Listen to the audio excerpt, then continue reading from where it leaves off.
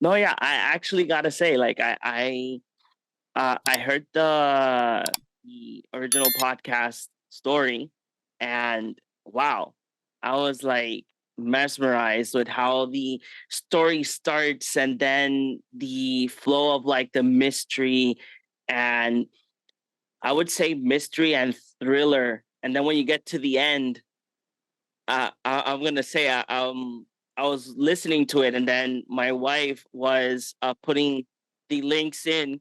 I'm like, I think there are 8 episodes. She's like, no, there's only 7. Like, no, I thought it was 8. And then it ended. I'm like, no, it can't be. Why? Why did it end like this? But it was I loved it. Sonarius, the mystery of M, is very intriguing, is very interesting. So going to that first, what inspired you to bring us Sonarius, Mystery of M? Well, I just had been thinking a lot about grief and healing, and we had a family member who died, and my wife's brother, and I was thinking about her process of grief and everything, and I think a lot about technology and how that has really affected us and affected all of the really primal things about what it means to be a human.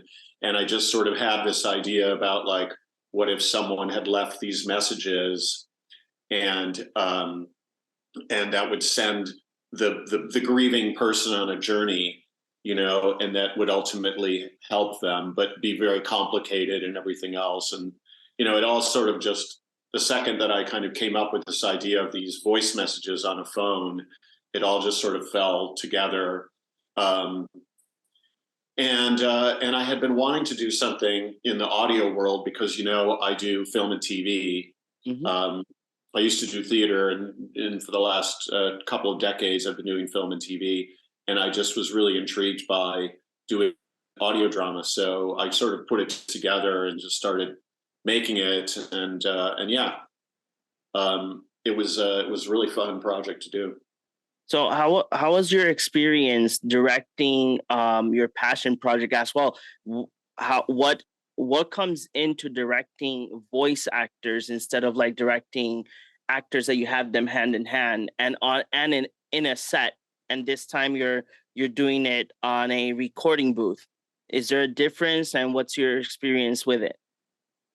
Well, it's great because it's a lot simpler. I mean, doing this was basically like making a movie, without cameras and everything. It's a lot simpler, and you just have to focus on the audio, and you just kind of listen with your eyes closed, and it's just much kind of like more intimate, I think, working with the actors because their voice is really in your ears.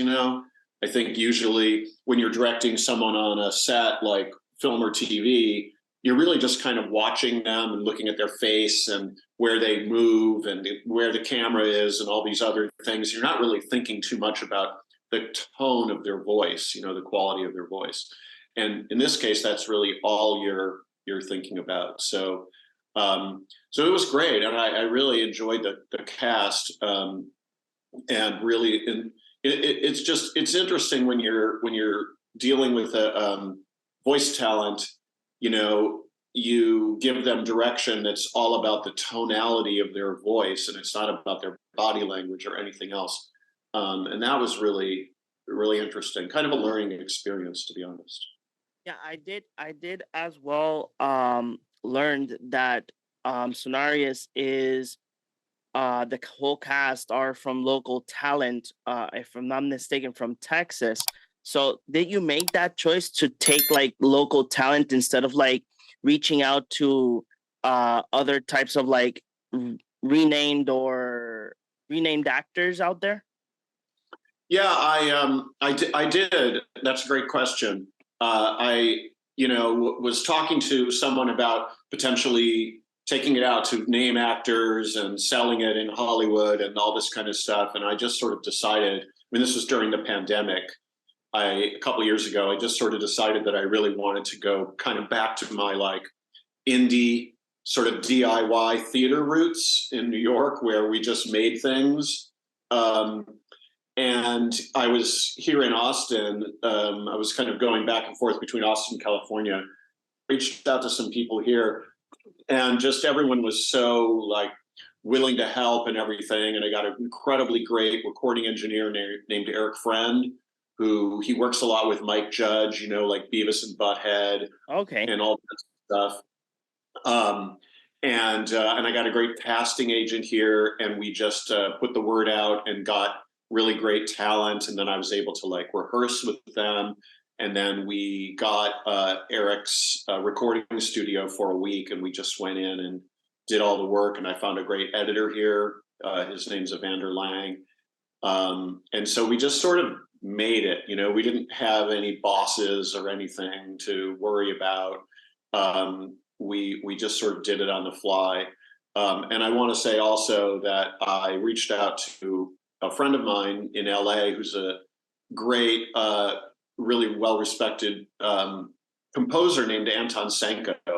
And he just loved the script and did all the score for us, all the music and the background, which really goes from beginning to end in this thing. Was really Anton, and that was like so important to the tone and everything else. Were there any difficulties making Sonarius happen due to the fact that it was during the pandemic, where even though you guys were technically speaking, the talent is in a booth and you guys are in another room, was there still like any restrictions or any difficulties making it happen during that time? Yeah, I mean, we had to follow very strict protocols that Eric had for his studio.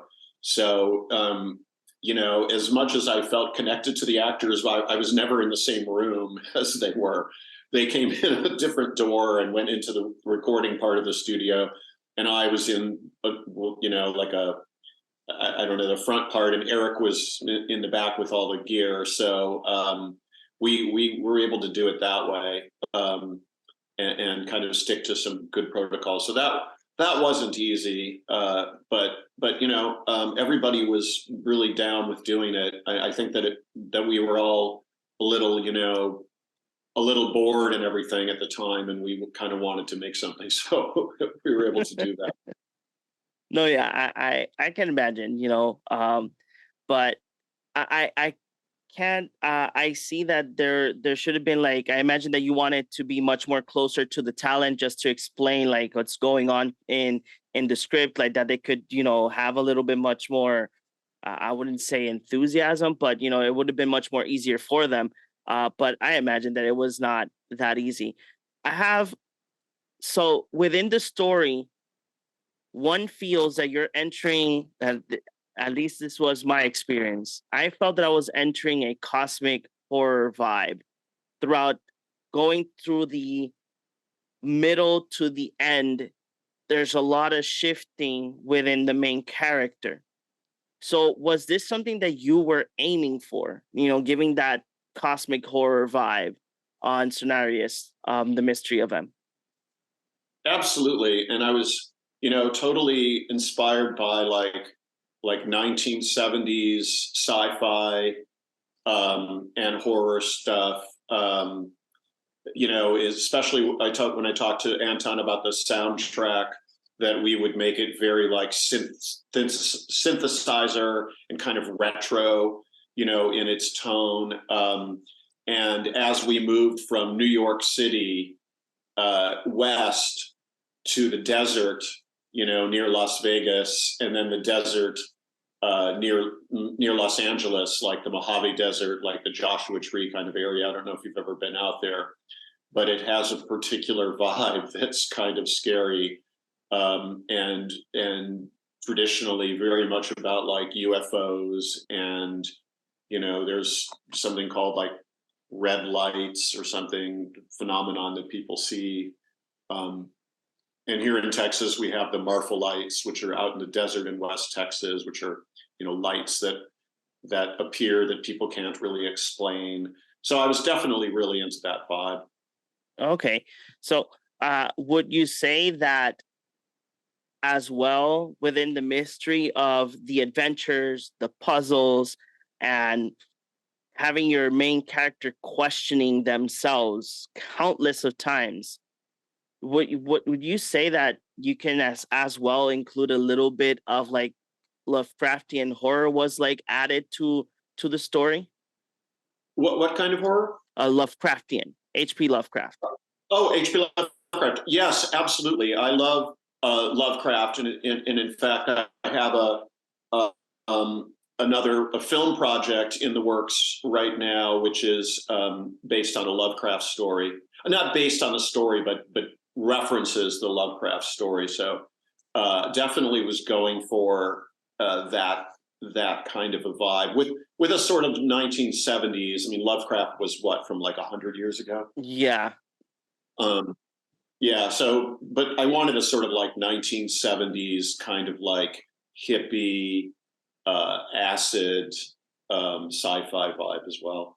Okay. Yeah. I did notice it. I was like, I with the soundtrack and having that soundtrack in the background, and then every situation going on, and then everything shifting in like different situations and scenarios makes you feel like, okay, what's going on? You're even questioning yourself of what you are like experiencing, but in a good way.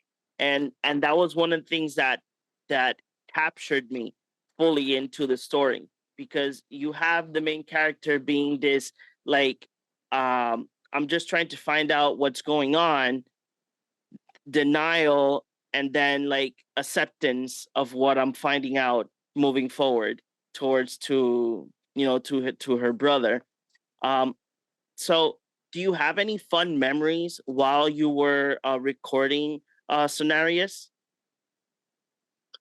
Um, Good question. I think just in general, it was so great to work with these people. Like normally, when you do a film or a TV show, there's just tons and tons of drama, Mm-hmm. and it's very difficult to get through the day. And this was the opposite. This was like everybody really kind of came together and was very helpful and very positive. So that's really what I hold on to, and I would love to do another one someday so that I could kind of keep that same, just keep doing this. It was so positive. So would you like to see Sonarius on a streaming service or on the big screen?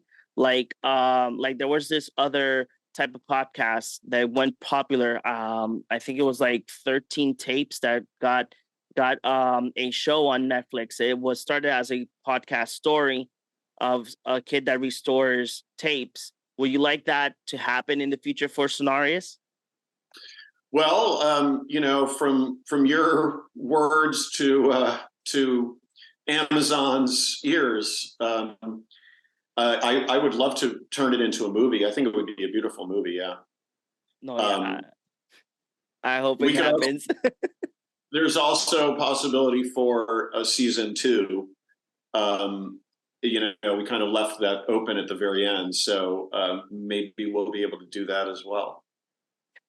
Yeah, that was going to be my next one if there is going to be more. Hopefully, yeah. I mean, call Jeff Bezos and see if he'll do it. Okay. So, wanted to ask you, Peter, would you what is some advice that you would give for future screenwriters or directors? Any advice that you would give them when they're starting like their career? Oh wow. I guess I would say it's a very difficult field, and you got to absolutely put your passion into your work, because that's what people respond to. I think a lot of screenwriters and TV writers starting out try to do what they think everybody wants. Um, they try to play it safe, and my advice is always just whatever your weirdest instinct is, whatever the weirdest story is that you have in your head, like just get that out on paper, because that's the thing that's really going to get people's attention. Okay. So now I have a question in regards to some of the projects that you have worked on, and at least one that it's for what I see, it's still being worked on. It's called I Redeemer. I see that you are credited as a screenwriter. Can you give us any more details in regards to that project? Well, that's a kind of a sci-fi film that I've been getting set up for a while, and it takes place in West Texas, and it's a very trippy, also similar to Sonarius. It's a very trippy, although more violent kind of thing, but it's a movie about a potentially mentally ill man who says he's from the future, um, and he's committing a lot of murders of people that he says are robots. And of course, we assume that he's insane. But then over the course of the movie, you begin to question whether or not whether this is a movie about an insane person or whether this is a sci-fi movie about someone who's actually from the future and is saving the world. Um, so yeah, I'm really hoping to get that thing done Okay, this year. that's amazing. So was it your choice for Sonarius to be small capsules of around 20 to 30 minutes an episode, or were you aiming for it to be, because there's other type of like audio shows that are or stories that are and each episode is like around an hour, like if you were watching a TV series. But was it your choice to make them short capsule, around 20 to 30 minutes each one? Yeah, I looked at some other audio drama stuff out there, and I saw there. You're right. Like there's hour long things, and then there are shorter ones. Um, Making them that long would take a lot more work and a lot more time and Oh, everything else. And I thought, those are more like audiobook format, I think. And so I wanted it to be a little more contained and something that was more doable. Yeah. okay. So Well, I kept the episode shorter. okay, yeah, because when I noticed it myself when I was like sitting down and I started um the episode one, I was like, I saw that it was around 27 minutes, and I was like, oh, that this is interesting. That it's short. And then I will, in my mind, I'm already set that the next one is going to be like an hour long.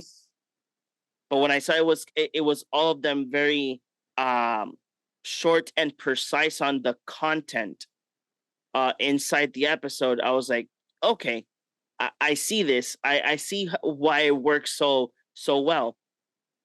So going into that, are we going to see probably in the future more about M? Because M is the main topic, but M is not brought up that much throughout the sisters like adventure. So are we going to see a little bit much more of M if there is a second season?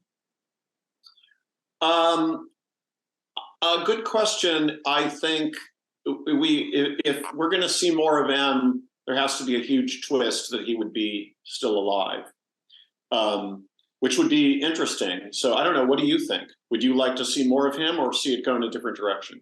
To be honest, I would I would love to see more of M in the future, because when you sit down and you listen to the voicemails and you go ahead and try to analyze what he's saying, you think that he is still alive. And that's why I was like, in my head when it ended, I was like, is he alive? Is he not alive? That is the big broader question. And then what's going to happen next? Is he coming back, or are we going to see maybe the sister just trying to find out more of what's going on around everything that he's mentioned in the voicemails? Yeah, I think you're right. I mean, also, I kind of left it open that maybe she's disappeared. So maybe she's found him whatever, and the boyfriend would go out there to try to find her. So I think season 2 could be from his point of view. Yeah. It's a very, very open. It's very open, and it's exciting, you know. It's definitely very open. I wanted to leave it open, yeah, and see what people, see what listeners thought and what they liked and everything, and I could kind of play with that. No, yeah, exactly. You know, so you got one perspective already with me. Thank you. Appreciate it. So my final question would be the following. Okay. You just mentioned, I just mentioned that you have on your credits iRedeemer, something that you are already currently working on. Do you have anything else besides iRedeemer that you are working on now, and you can give us at least a hint of what it is? Well, I do have a couple of different things, but I'm not really at liberty to talk about them. Dang it. Potentially a series with German TV producers that would take place in Europe, and a small movie that we are putting together in Texas right now, but I'm not really supposed to talk about it. Okay. It's fine. It's time. I tried, people. I get it. So Peter, what would be something that, what would be another passion project, just to, just to ask you, is there anything else, because you said that Sonarius is your passion project, but do you have any other things laying around that you would love to work on that is really connected with you? A lot, yeah, a lot. I mean, as I said when I was talking about screenwriters, like when I have an idea that I can't really let go of, that just stays with me for months or years, I end up just writing scripts, So I have a few different rough drafts of things that I would love to do. I do have one project that, I was up on IMDb now that I won't be directing, but that Brad Anderson, the director, is going to be doing, and that's inspired by a Lovecraft story. Okay. And then I've got a few other things that I'm really hoping to work on that are, some are sci-fi related and others are just drama, but definitely. So Peter, thank you very much for giving us your time to talk about Sonarius. If everybody that's watching us here at ReelInFilms, please pass by to Audible when it's available, like that you guys can sit down and enjoy this adventure. And it's just an amazing adventure, Sonarius, Mystery of M. Thank you very much, Peter, once again for your words. Thank you. Appreciate it.